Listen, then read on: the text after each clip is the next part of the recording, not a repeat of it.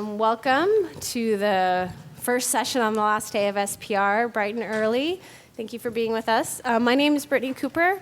I'm here with my colleagues, who maybe if they could just say a quick hello and who they are. Melissa, this is Melissa Cox, Kim Rhoades, hi, and Nikola. Nikola.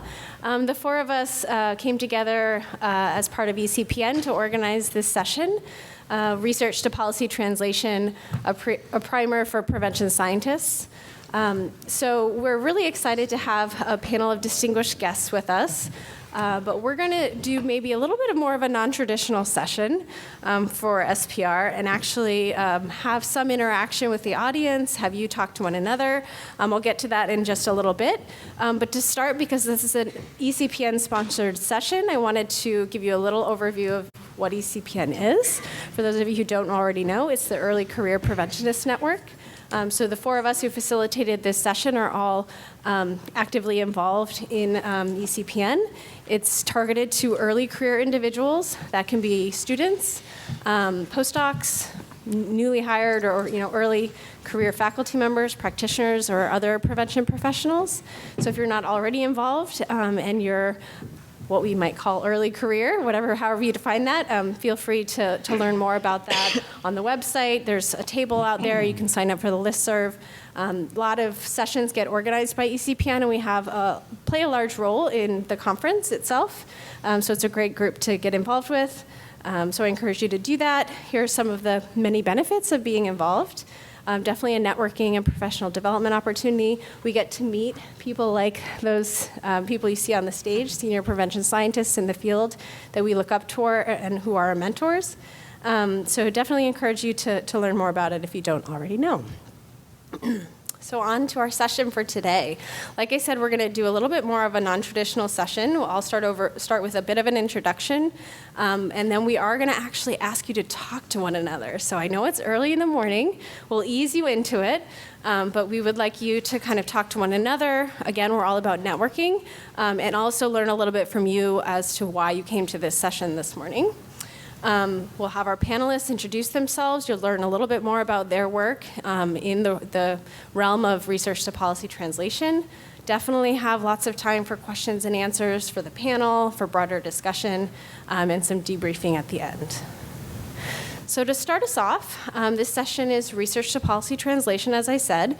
And so I thought it would be helpful to start out with kind of a definition of what is evidence-based policy. So this is a term that's being used quite a bit now, and there's some foundations, other groups that are doing a lot of work in this area. And this is one definition put out by Pew and MacArthur Foundation, one of the groups that's really been had a lot of energy around this lately. So the systematic use of findings from program evaluations and outcome analyses to guide government policy and funding decisions. So I included some links on these slides. We're happy to send these out if you're interested in learning more about these two initiatives. I give two examples here just so you have a sense for the type of work that they're doing around this. This is from Results for America, and they pretty much put together kind of a scorecard for a number of the major federal agencies that support and fund prevention-like programs and other kind of social programs. And you can't really see the details, but feel free to look it up yourself. You can tell that they've kind of rated them on a number of different domains and areas that support the use of evidence or data, strategic decision-making, that sort of thing. So this is at the federal level. The Pew MacArthur Foundation has done a lot of work with their Results First initiative around kind of at the state level. How can they support and encourage policymakers to use evidence and data and research in their decision-making and funding decisions? So this gives you a sense of the kinds of things that they're looking at and assessing at a state level.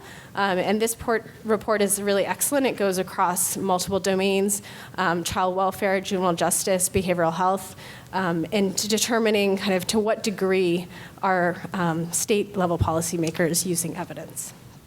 So I think that kind of gives us a nice foundation for the rest of our discussion. But our next little bit is going to ask you to talk to one another. And I'm going to ask Nikola that's going to facilitate this next part of our discussion. morning, everyone. Thank you for being here. So here's that point where we're going to ask you to humor us and talk to each other for just a minute. We really want to help personalize the session and get your questions answered that you came here to find out more about. So first off, we'll ask the folks in the back, if you don't mind, moving on up closer to us here. And for the next few minutes, we'll ask you to turn to your neighbor on your left or right and just introduce yourselves, get to know each other for a minute, and talk to each other about what did you hope to get out of today's session, why did you attend? Then we'll get together in a few minutes and share some of these, and hopefully our wonderful panelists will share their experiences and maybe be able to speak to some of the particular questions you all have. Sound okay? I know it's early on Friday, but yay, we're all excited to be here. Thank you all for bearing with us and chatting this morning. Does anyone want to share what they found out about their neighbor or why they are here themselves? Or any particular questions you were hoping to hear about from our panelists and their experience with research to policy? Sarah. Yeah, I know. I can tell you when I talk. So I recently have found myself sort of sitting on advisory kind of groups at the state level. How do I sort of represent the science accurately while sort of acknowledging the lived experiences, as Jessica put it, as well as sort of the constraints that are operating sort of within a department and within the state. So that's something it's a newer role for me. I must admit, the first meeting, I did not do that well. I got a little bit better the second meeting. But, this is a growing process. Great question. Did you all, and we should probably maybe pass out mics, but Sarah was asking about being on an advisory council and how you can sort of balance the lived experiences there, but also with the science that we do have. Other questions folks were having, or? Yeah. Great question. So talking about how can we help folks on the ground and in the government understand sort of our timeline of how we get programs researched and out into the community. Yeah, question. Great, yeah. So asking about non-traditional dissemination routes and how we can get the word out to folks beyond just sort of PubMed and our, science-y world of things. Yeah, great question. I don't know any of that either, but how do we who are the sorts of different policymakers out there and who would be interested in actually listening to us, hopefully? I can. Question, I yeah. can cover most of it. Thank you. That's great, okay. So getting regional politicians online with state politicians, and how do you deal with disagreements there on what should be focused on? These are all great questions. Any other questions you were hoping our speakers might be able to speak to a bit? I think this seems like a good bunch. Okay. So next up, we'll introduce our panelists. And Melissa thankfully took some notes and has your questions put together so we can remember and try and speak to those as we go along. Sorry, they're behind you. That's okay. Here they are, best of my ability. All right. Okay.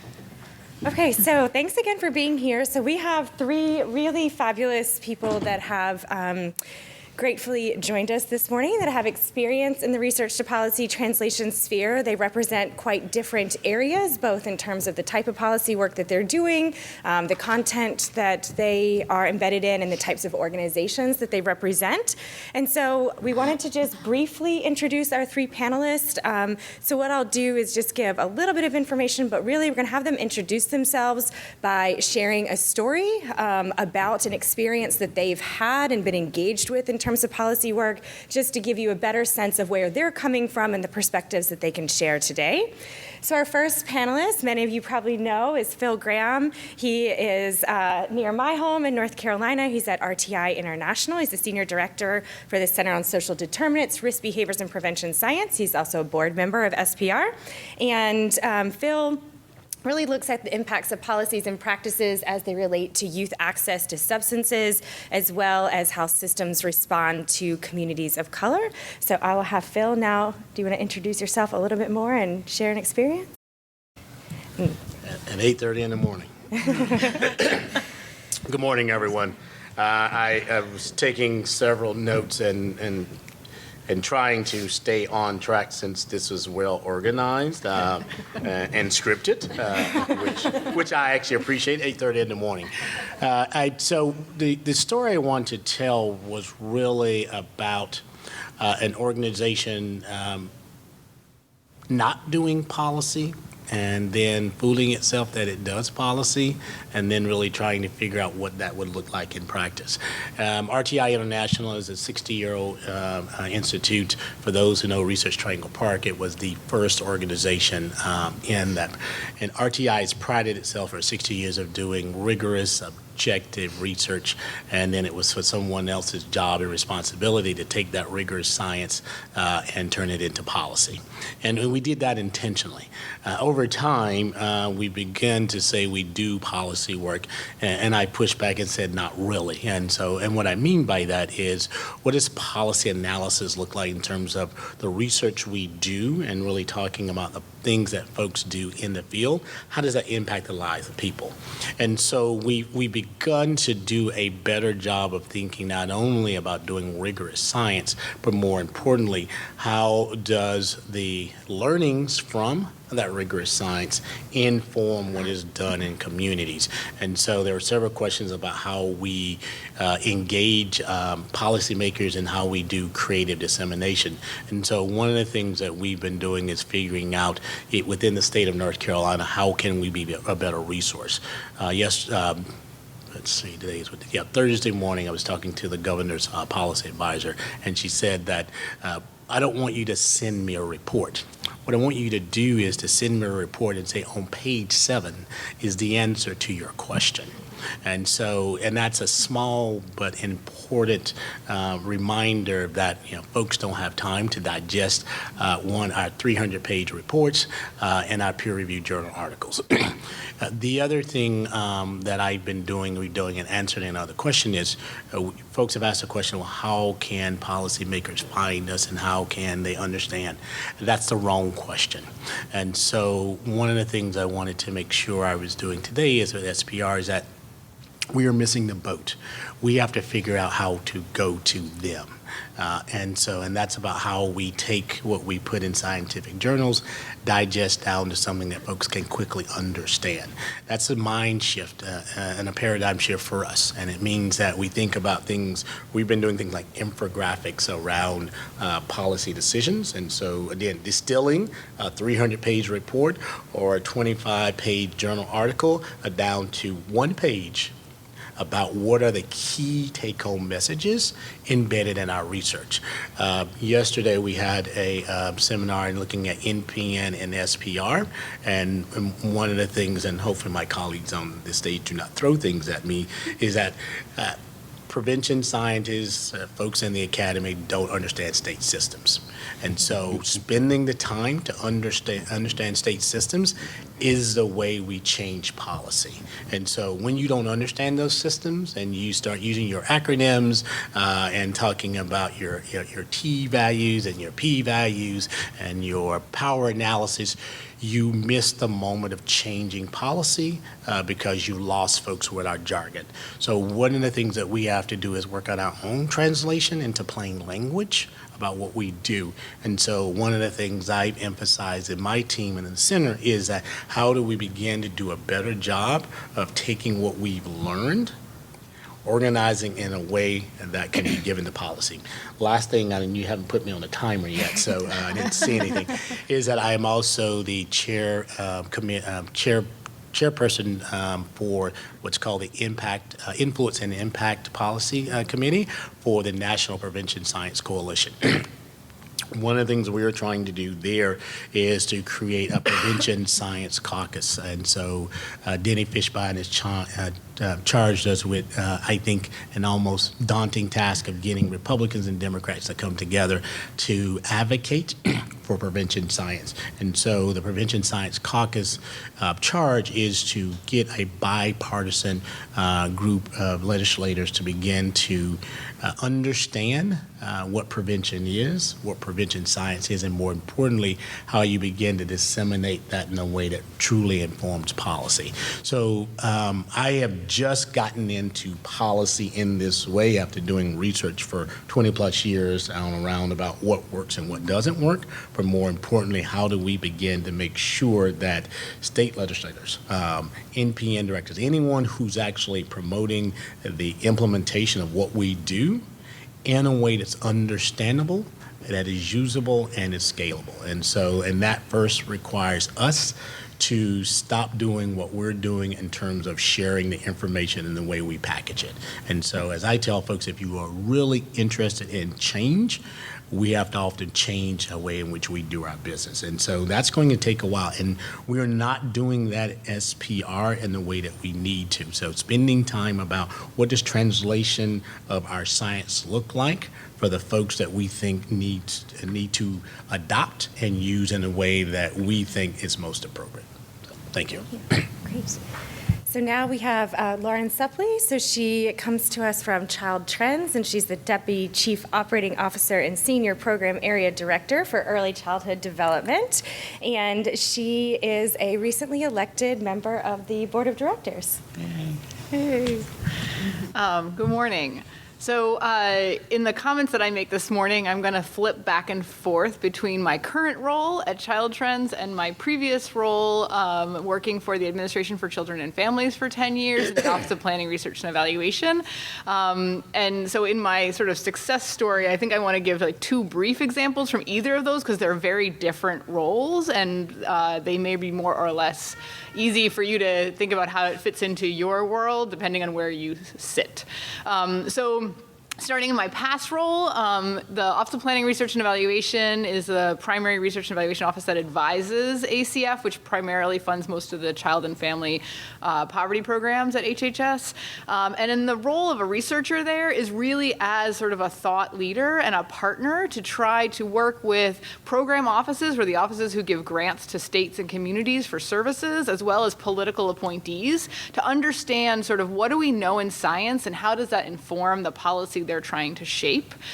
We also conducted research studies and try to influence, in that direction. But I would say the first part of that was actually the most influential. And when you think about sort of how does research get used in policy, often people bemoan like, oh, we don't see it being used. But that's because they're looking for the direct use where you can say this study did this thing, and that is almost never happening.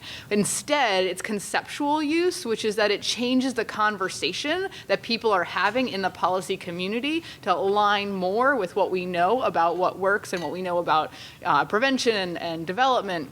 And so from that lens, I was able to influence lots of different policies. I think, the biggest example I could give is that in the maternal, infant, and early childhood home visiting program, the statute required all the states to implement evidence-based programs. And I got to design the systematic review that actually made the determination of what is an evidence-based home visiting program, which is way more complicated than that actually sounds and what Congress thought.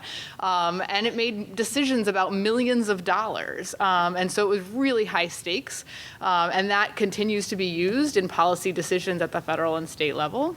And child trends, many people know child trends. Like I go to conferences, like even practice conferences, and they're like, "Oh, child trends! I get your newsletter. I follow you on Twitter. You guys are great." And that's because there is a very strong emphasis, in addition to our research that we do, in communication. We have actual communication staff that work with us on how to translate things into plain language. We have a whole team on how to create infographics, like Phil was mentioning, and all of that is so that we can reach policy and practice. And then the idea is that they start to affiliate us in those ideas. So they reach out, and I'll get emails from a state saying, "Hey, I have a question about this. Can you help me answer that?" And it's either I can or I can connect them with someone who does. And so that's just one piece of what Child Trends does, but I think it's a really influential piece. Great. Thank you. Can you come to RTI and teach us that? No, because you're a competitor. And finally, we have Dr. Kevin Haggerty, who's the endowed professor of prevention at the School of Social Work, so coming from an academic perspective at the University of Washington. Well, good morning. Couple things. There's this whole thing with people I work with, which is the kind of, do I have to? So they get a reporter calling to talk about a publication they sent out, and they'll say, do I really have to do an interview? Or inquiries from our state legislatures, do I really have to? And the answer is always yes. That's our job. We have to do more than just put the research out there. We have to make it impactful. And so when I was faced with it, do I have to, it was a real preventionist dilemma.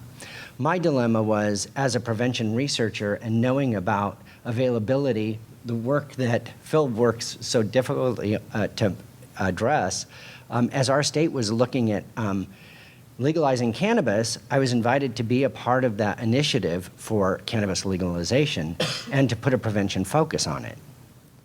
Do I have to? Yes. Because if I didn't, there would be no prevention resource in our state. So one of my biggest policy successes was to actively engage in something that really was uncomfortable for me, something that I didn't really think, increasing availability is not a good thing for young people.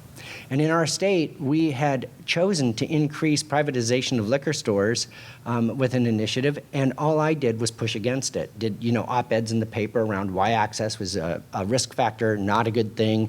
Kids are going to be using more, they're going to steal it from the stores. And guess what?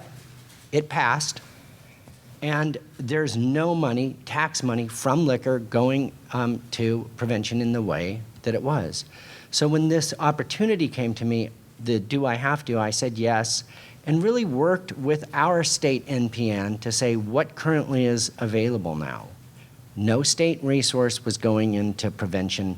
No state dollars were dedicated for prevention before we had cannabis legalization. The other thing is we didn't have direct state resources going into our monitoring system to ensure that we would always have a youth survey to monitor the levels of what was going on. Those are two really critical things. So in the cannabis legalization initiative, we had dedicated resources in the dedicated marijuana fund. 85% of the money from that fund goes to communities to implement evidence-based approaches for marijuana prevention. 15% they can use for other types of programming. We also put in there a provision for funding a monitoring system so that we would know whether or not the young people are using more, and a young adult monitoring system so that we could understand what's happening for 18 to 25-year-olds. With the whole idea of kind of a harm reduction approach, if we're actually increasing access, how do we use the best evidence, the best research that we have, because we know we can prevent things, and ensure that we're taking care of those who are most vulnerable? So that took a few things. It took, being willing to be at the table. It took knowing my NPN and talking to them and using them as a resource to help guide me on what was most important, because they could not actively work on that initiative. So in that partnership. And it also meant that I had to really be thoughtful around how I was perceived in the prevention community, because actually it did ruffle quite a few feathers for people to know that I was involved in that.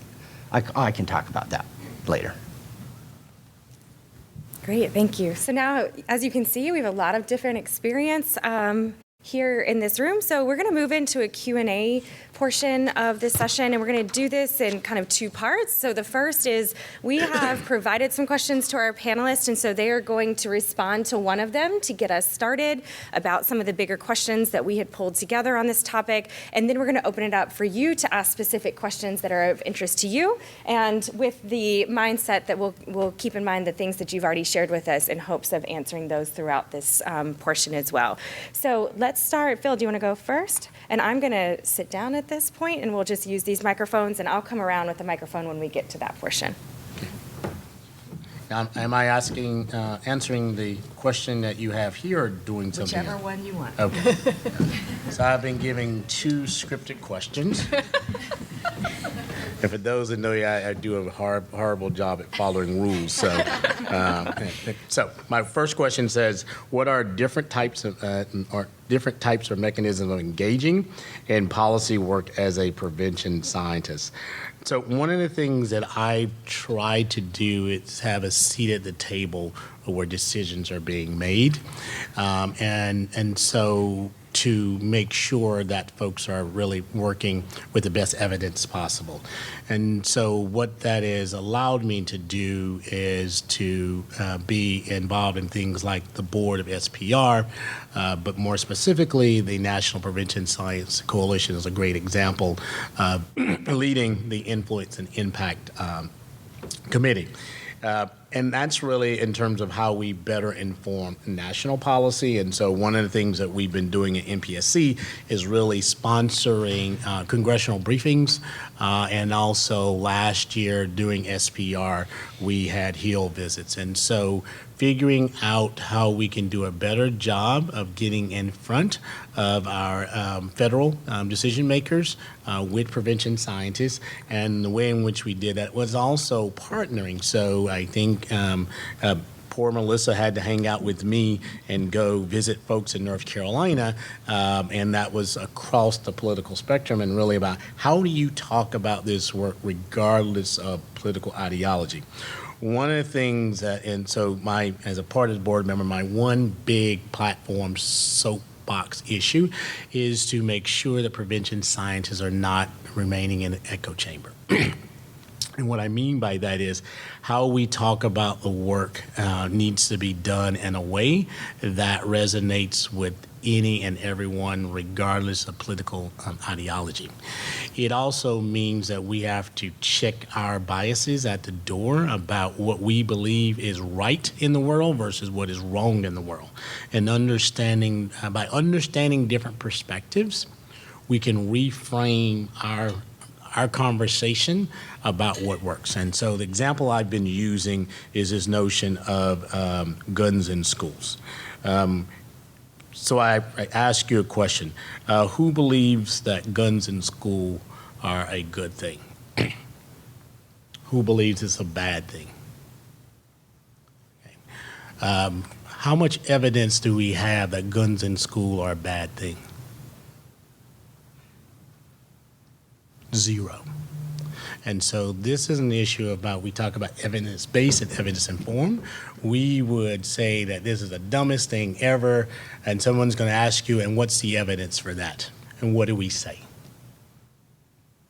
If we're being true to the promotion of evidence-based strategies and evidence-based data that informs evidence-based practices, we have to figure out what is our response to that question, because I agree with you, I think it's a bad thing. But if someone challenges us and says, well, show me the evidence, what do we do?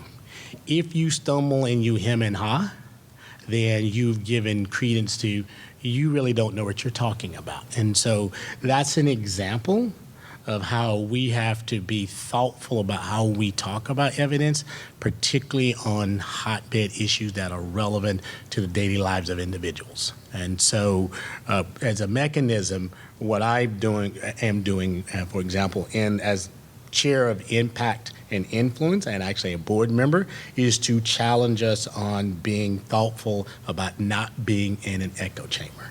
Because what we want to do is for everyone to understand the value of science, the value and importance of evidence and present it in a way that we have a snowball chance in hell.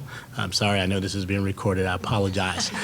That someone might stop for a moment and say, oh, I didn't think about it that way. And so sometimes we use adjacencies and say that we know in this space that's similar to this, we know the evidence says X, Y, and Z. Therefore, we make a hypothesis that this is a case.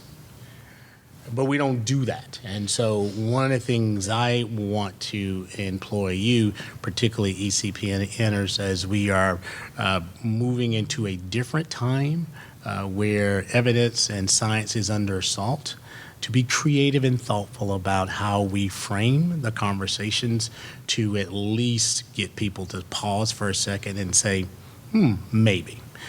So for me, those mechanisms are being on, someone asked about being on advisory committees. So any local state advisory committee that you can be on, I encourage you to figure out that get support to do that. Yes, it's more time, it's after hours and work, but if we aren't in those spaces and we aren't at the table providing some guidance, and again, guidance from a standpoint of using plain language to at least have folks to think about these things differently. We run the risk of folks who don't have that evidence and don't have the time to find that evidence driving agendas in a way that it will be very difficult to pull back from. So one of the mechanisms is get involved at every level possible. Can I? I thought. No, so anyway, so that's my response to one of the two questions. Can I add something to that? Yes, please. So in general, I would say the answer is, if you get asked that question, is never, I don't know, or we need more research. That is not the answer they want. And they need to make a decision right now. And it sort of gets a little bit to the timeline question too. So instead, it's, as you were mentioning, it's sort of pulling from like, well, this is what we know in this related field, or this is what we think could inform this conversation. And certainly couching it to say, we've never tested that direct question, but this is sort of, how we can sort of bring evidence into the conversation. But if you say like, I don't really know anything that's relevant, and if it's truly you don't know anything that's relevant, that's fine. But if you know something that's related, and if you don't give it to them, they're just going to move on and find somebody else. So take that as an opportunity to share the knowledge you do know. I remember in the government. One of the things I'll mention in the answer to my question is the SRCD Policy Fellowship, and talking to one of the fellows who's placed in the congressional placement, and she said, oh my God, like I'm the only psychologist working on this whole committee, and they keep telling me like I have to answer all these questions that I didn't study in graduate school. And I was like, yeah, and you have to go find some answers.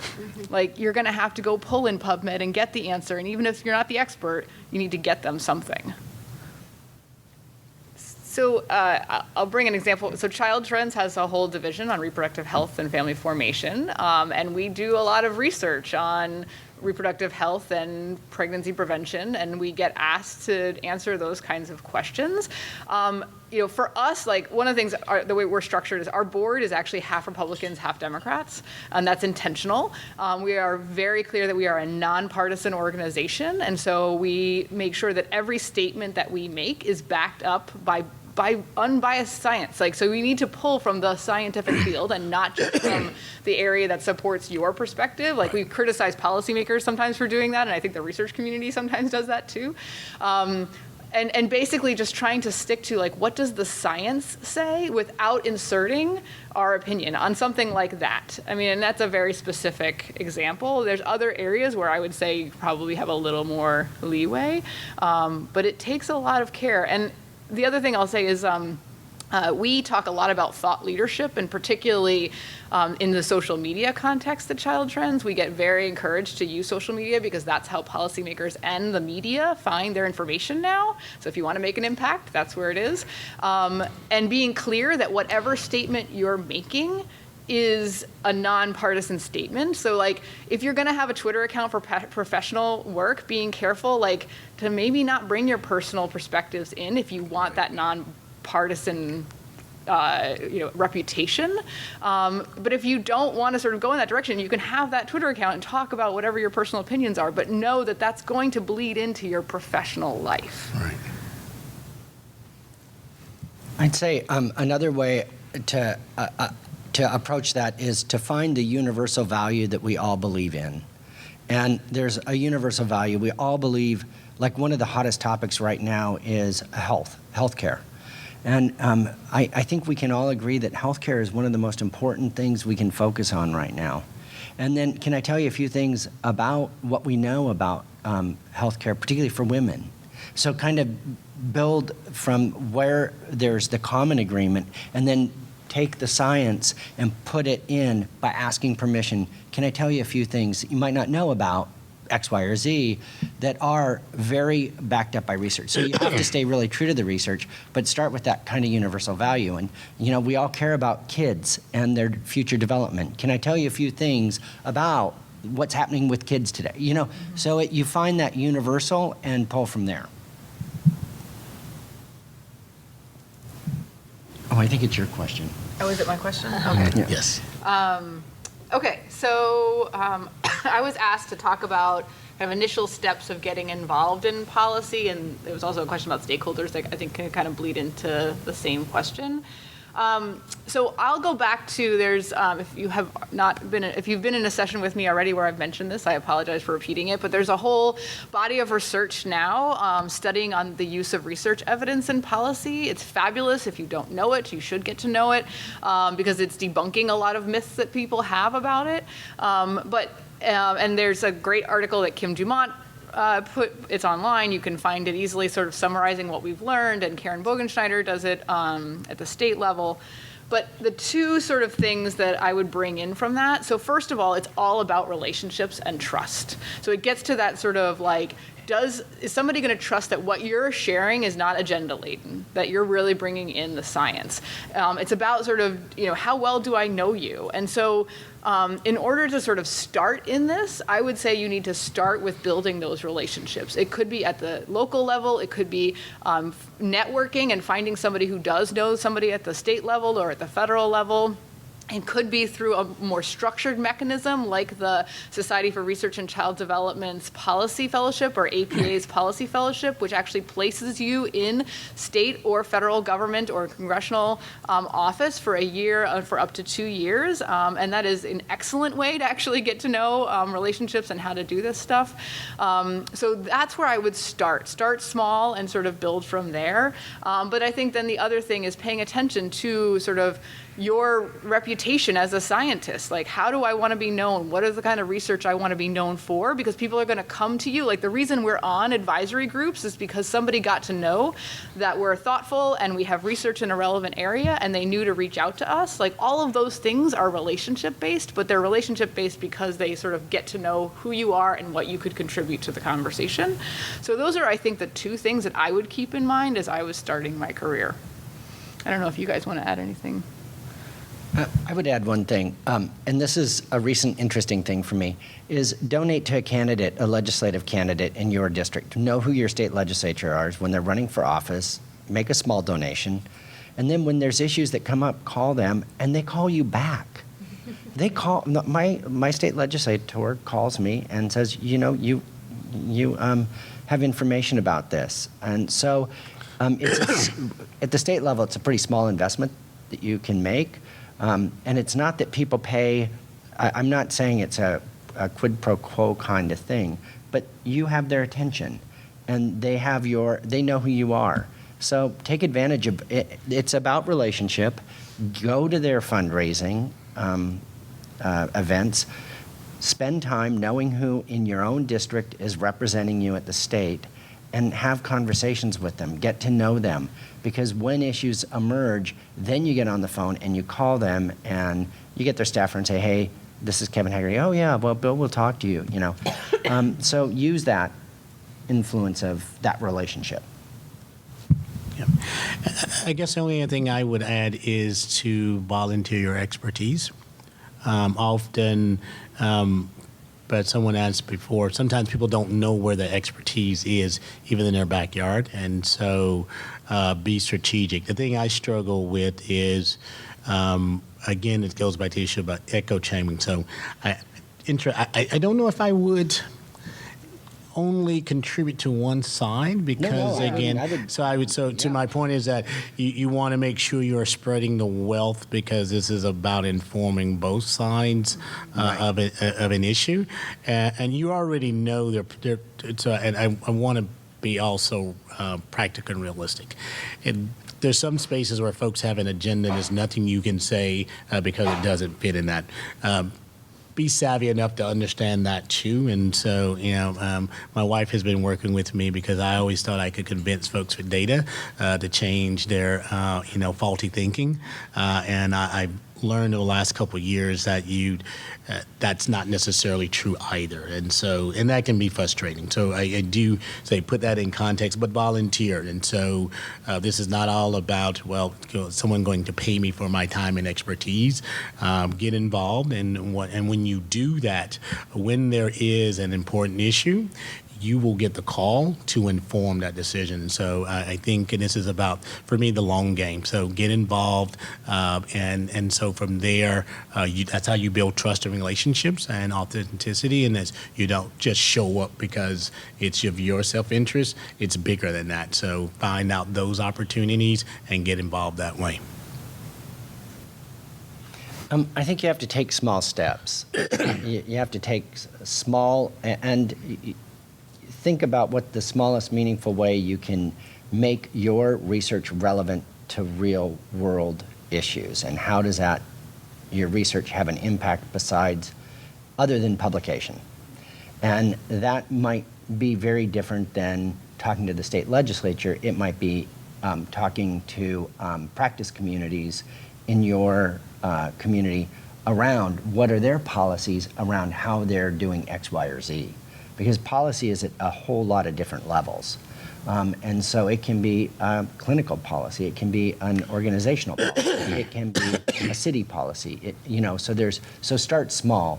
And that's part of what Phil was saying is volunteer to do just the small things and be responsive to what's happening in the community. I think that's how I would go. May I add? Yeah. Come work for RTI. So what I mean by that is that I have a unique space in that I work for a research institute that is not for profit and is objective in the way in which it does research. It is not the academy, but we are required to publish just like these guys are. So.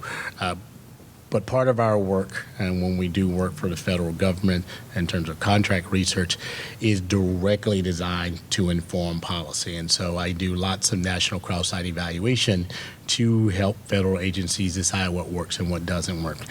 Case in point, I am the Assistant Secretary for Planning and Evaluation, wanted to look at the role of social capital and informing how health and human service agencies address poverty, unemployment, and child and health and well-being, sponsored by Senator Mike Lee of Utah.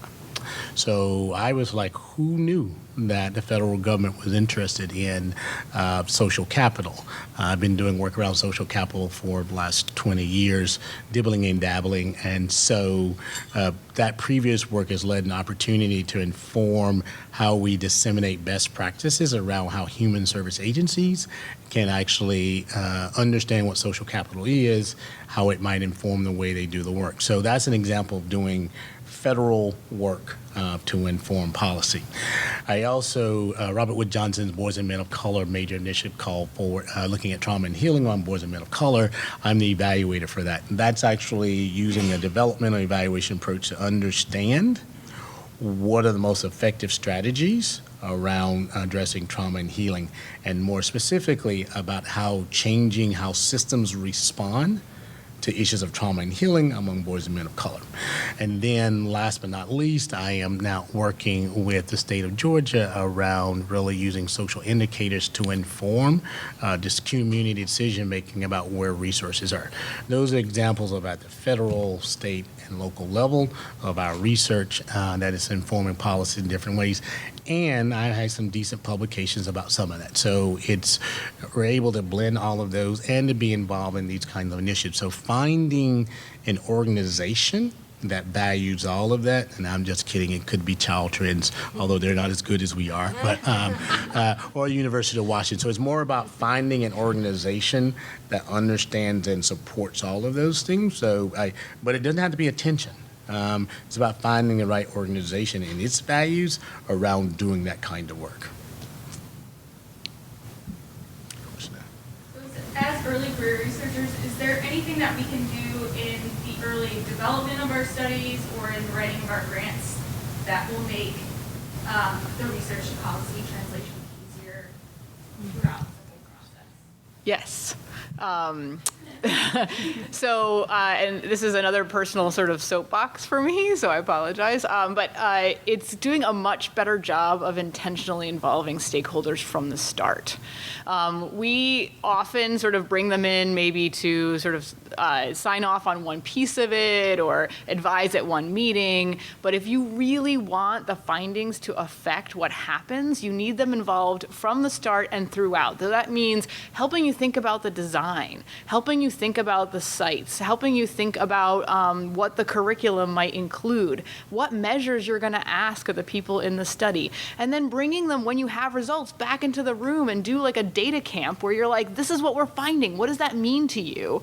And the more they sort of understand and are invested, and then your design is much more applied, the more likely it is to get used. You know, when policy and practice sees sort of like a perfect sort of efficacy trial, the first questions they're going to start asking is, well, that doesn't look like my population, or that doesn't look like how, you know, the kind of money I have available to do that in my school. So if you can help address those at the front end, the end result is going to be a lot more applicable. And I think more and more we're required to have dissemination plans in our grants and be thoughtful. Sometimes that's like at the end of your grant, you're kind of exhausted. You're just saying, oh, well, do this, this, and this. And you're really not as thoughtful about what is your real dissemination plan. How are you going to disseminate this work broadly? How are you involving stakeholders? So actually thinking about that, so like spending time thoughtfully doing it, I have to admit that when it gets to that point, usually I'm pretty wiped out and I'm just trying to get it done. But really spending some time up front thinking about it. And I should mention too, if you're not familiar with PCORI, they have excellent toolkit on how to authentically engage stakeholders in your research that I would look to.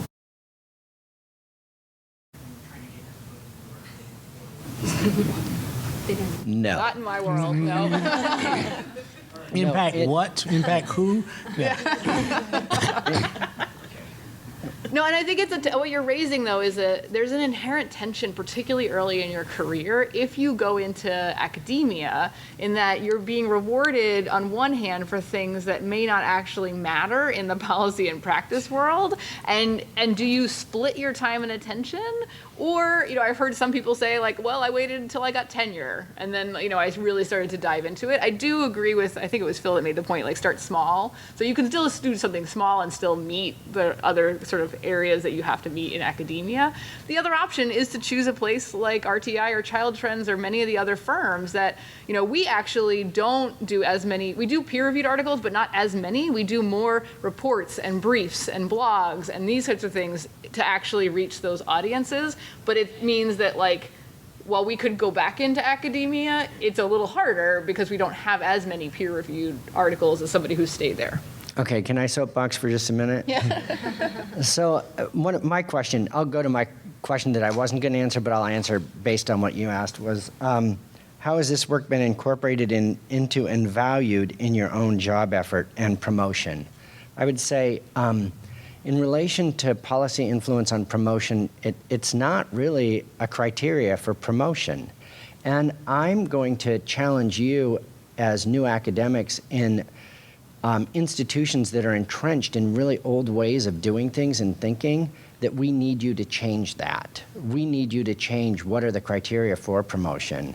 And in our school, we're really trying to look at that. It's a slow process. It's not going to, you still have to do your publications. I don't think you can rest on, oh, I'm making this kind of big policy impact and I'm having a big impact. But we have to change the way our institutions are focused on promoting.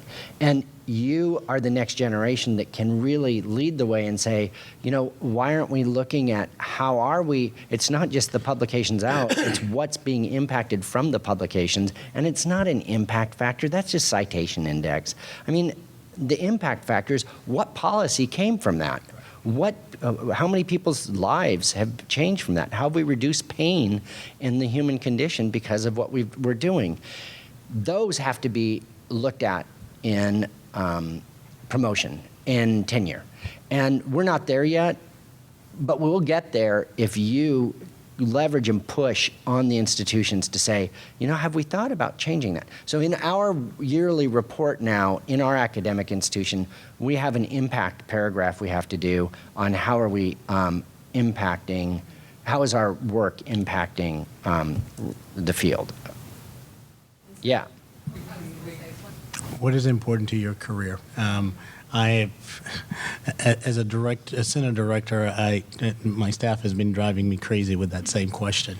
And what I tell folks is that you have to make a decision about what you want your career to be.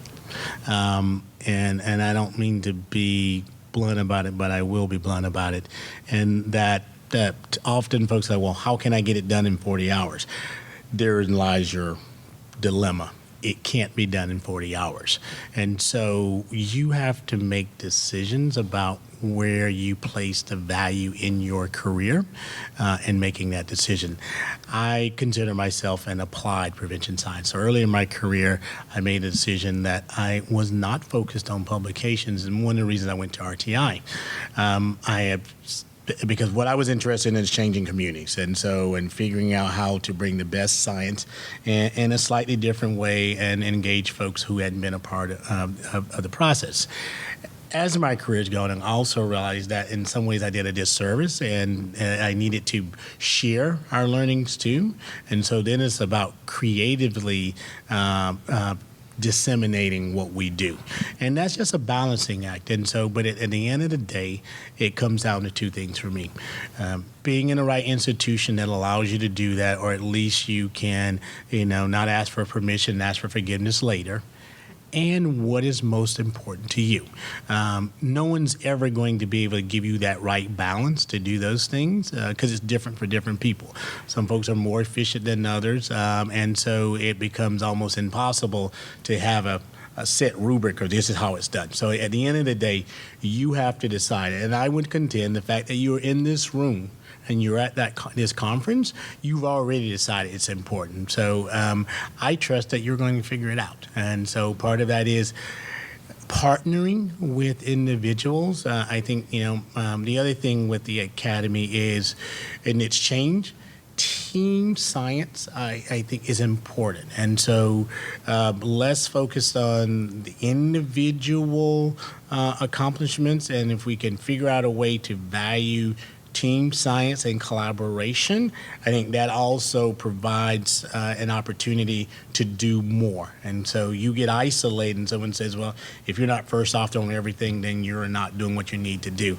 Well, I think that's the dumbest thing ever, right? And so it's about really the collaboration of work to change, and figuring out ways to do that is a way to be able to create that balance.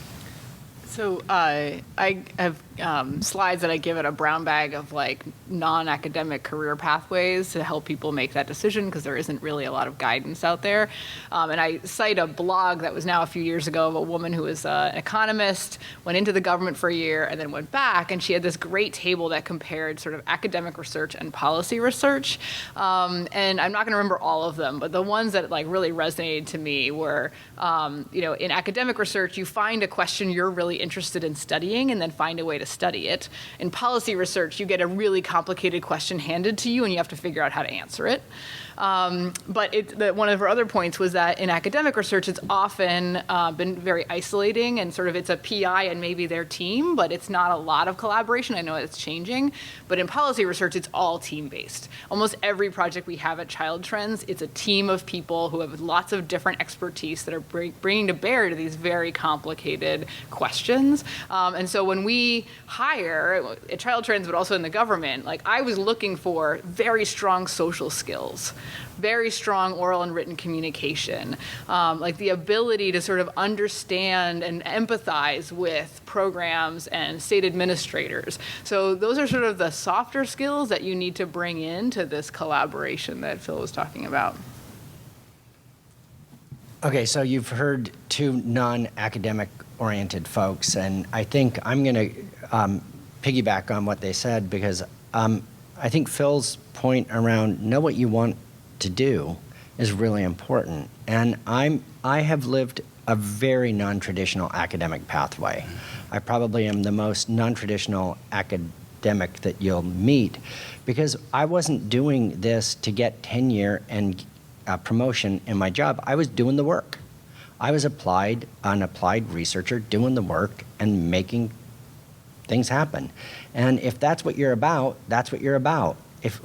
So know why are you doing the work?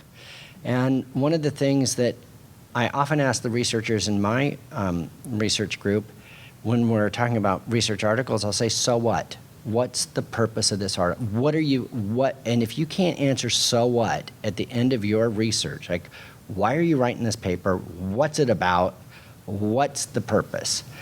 That's like one of the most important things I think we always have to ask in any of the research questions that we're interested in. So what? What's the implication?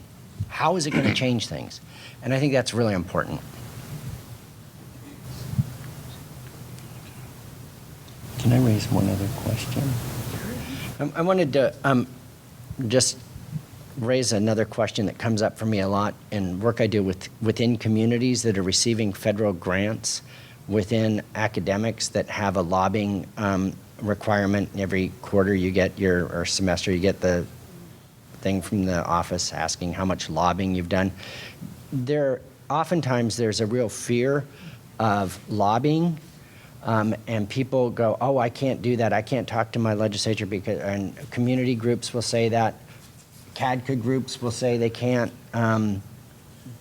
lobby, and they're right, they can't lobby, but there's a huge distinction between providing factual information and prevention science and lobbying. And the very clear line is when you advocate for a certain position.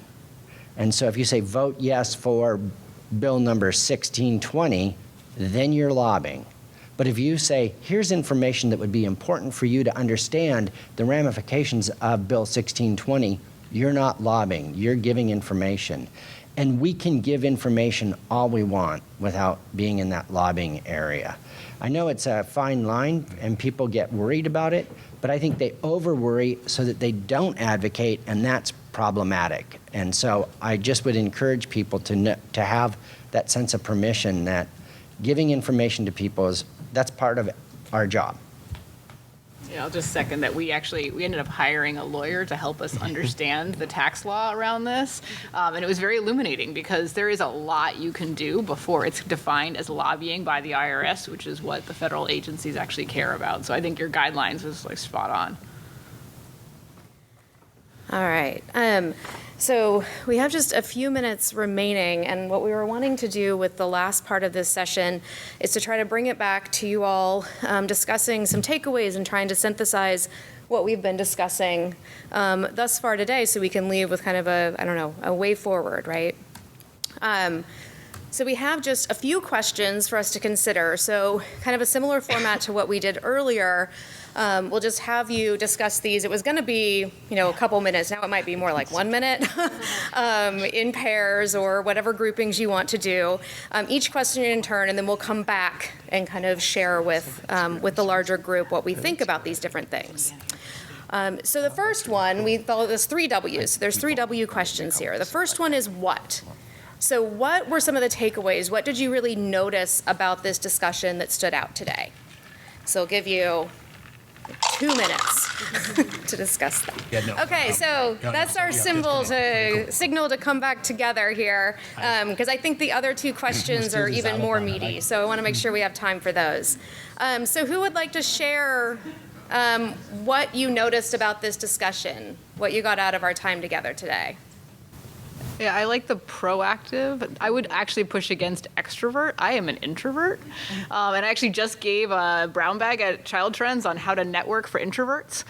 There is a way to do it that is very comfortable, but you still do have to talk to one person. You just don't have to go into a room of people and sort of shake hands. Yeah, I would echo that. And as an introvert, nobody believes that.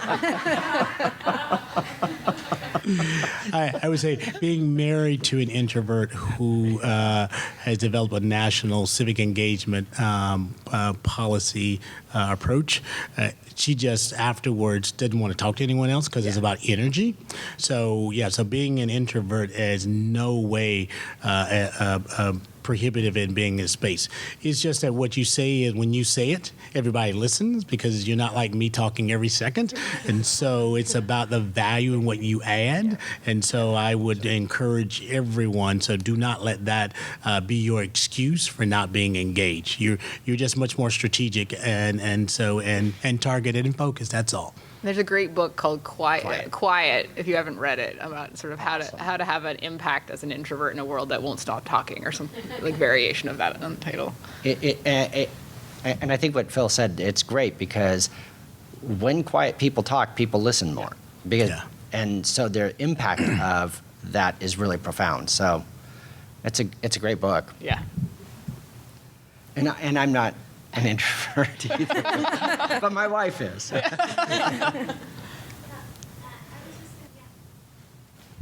I think every student should be on a board, like a nonprofit board, because there's so much you learn about just at the very, very local level about how things are implemented in the kinds of organizations we work with, how are programs being implemented. They're adopting evidence-based programs. How are they being implemented? It's so profound, and you learn so much by being just a board member for a nonprofit. Well, I was going to say, I would add, build out your network amongst people who are go around this room and find somebody or two people to go connect with, because they're going to be your social support. When those pressures get too much, you can turn to them and be like, this is what I'm interested in. They'll be like, that's fascinating. So they'll sort of boost your energy to keep going. All right, so our second W is what? So what? And this kind of echoes what we were talking about earlier, that question. It was the same question that my mentor, Susan O'Leary, would ask every single time I brought a research question to her. So what, right? And I keep asking myself that every single time. So we're gonna ask you, so what? Why is this important to you, to the field? So just a minute or so to discuss that together, and we'll come back. Yeah, exactly. I do parenting research, and I mean, there's no other area, I don't even think, where you have so much information out there, and trying to sort through it is next to impossible. But I would argue, like, learning how to write in plain language will actually help your academic papers also, because we're all busy and tired, and the more jargon you stick in there, the less likely I'm going to read it carefully. So I would actually advocate for that even in peer-reviewed articles. Okay. So I think we kind of hit on that a bit, unless anyone else had anything burning. No? Okay. So then our last W is now what? So we've talked a lot today about, the different ways that you can get involved, but, what do you see as the next steps, either for yourself, as ECPN, as SPR? What should we do in this area? So give you a minute or two to discuss that one as well. All right, I'm going to cut us off even earlier this time, just so we can hear back from you. And then also we have some resources that we have available as well that you can take away that are relevant to everything we've discussed today. So we want to make sure we have a little bit of time for that as well. Okay, so what do you think? What should we do about in this area? Well, we're now officially over time, but Brittany has those resources. I would say that SPR is trying to make strides in this area in a number of ways. So as part of the advocacy committee, which is relatively new to SPR, We are trying to do a better job of translation. The resource that was just handed out has training resources, other kind of organizations that do similar work. So if you're interested in this, please look into that. The other thing is that the MAP-SCORE task force on scaling up evidence-based programs. One thing, the newest thing we've done is actually hire child trends to help us speak in plain language. So take our, 40 some odd page manuscript and turn it into meaningful, hopefully plain language briefs. So I put the handouts for these 3 briefs on the back table where the water is in the corner. So feel free to take them. The advocacy committee is actually actively working on disseminating and coming up with a dissemination plan for this. So this is just one example of at least how we're trying to make strides more as an organization. Thank you.